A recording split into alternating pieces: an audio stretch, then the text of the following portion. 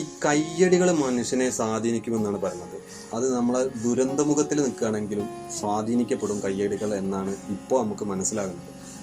ഈ മലയാളികളുടെ ഒരു പ്രത്യേകത എന്താണെന്ന് ചോദിച്ചാൽ, ദുരന്തമുഖത്തിലേക്ക് അല്ലെങ്കിൽ ഒരു ദുരന്തം നടക്കുമ്പോൾ വലിയ രീതിയിലുള്ള ഐക്യം മലയാളികൾക്കിടയിൽ ഉണ്ടാകും.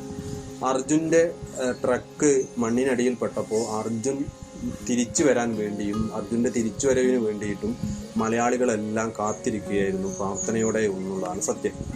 ആ സമയത്തുണ്ടായ ലോറി ഡ്രൈവറായിട്ടുള്ള മനാഫിൻ്റെ പ്രവൃത്തികൾ തികഞ്ഞ ആത്മാർത്ഥതയോടുകൂടി തന്നെയാണ് എന്ന് പറയാം. പക്ഷേ മനാഫിനെ ശ്രദ്ധിച്ചു തുടങ്ങി എന്ന് മനാഫ് കൂടി അറിയുന്ന നിമിഷം മനാഫ് അത് ആസ്വദിച്ചു തുടങ്ങുകയായിരുന്നു എന്നതാണ് സത്യം.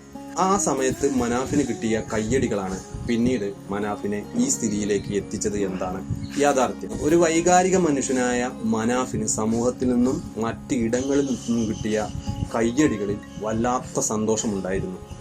ആ സന്തോഷം നിലനിർത്താൻ വേണ്ടി മനാഫിന്റെ ഭാഗത്തു നിന്നും ശ്രമമുണ്ടായി എന്നതാണ് യാഥാർത്ഥ്യം.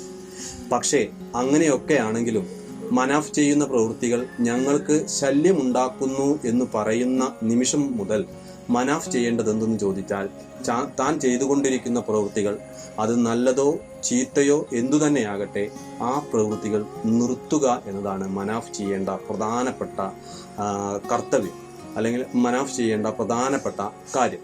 എന്നാൽ ഈ കയ്യടികളിൽ അഭിരമിച്ചു പോവുകയാണ് മനാഫ് ചെയ്തിട്ടുള്ളത്. കയ്യടികൾ മനുഷ്യനെ നശിപ്പിക്കുന്നത് കൂടിയാണ് എന്നതാണ് യാഥാർത്ഥ്യം. മനാഫ് മാത്രമല്ല, നമ്മുടെ മുന്നിൽ പല ഉദാഹരണങ്ങളും ഉണ്ട്. അതിലുള്ള ഒരു ഉദാഹരണമാണ് PV Anwar MLA. PV Anwar MLAക്ക് ജനസ്വീകാര്യതയ്ക്ക് ഒരു കുറവും ഉണ്ടായിരുന്നില്ല.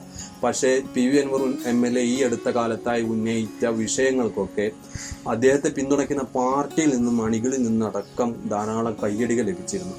ആ കയ്യടികളിൽ അഭിരമിച്ചു പോവുകയും നിലയില്ലാ കലത്തിലേക്ക് വൈകാരികമായി ചിന്തിച്ചുകൊണ്ട് നിലയില്ലാ കലത്തിലേക്ക് വ്യക്തി ആരോപണങ്ങളുമായിട്ട് അൻവർ MLAയും വീണു പോയത് നമ്മൾ കണ്ടതാണ്. അതായത്, നമ്മൾക്ക് കയ്യടി ലഭിക്കുമ്പോൾ നമ്മൾ ശ്രദ്ധിക്കേണ്ട കാര്യം എന്തെന്ന് ചോദിച്ചാൽ, നമ്മുടെ കാല് നിൽക്കുന്നത് നിലത്ത് തന്നെയല്ലേ എന്ന് ശ്രദ്ധിക്കണം.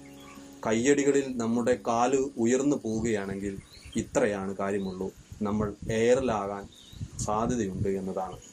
മനാഫും അൻവറുമൊക്കെ എയറിലാകുന്നത് ഇങ്ങനെ തന്നെയാണ്.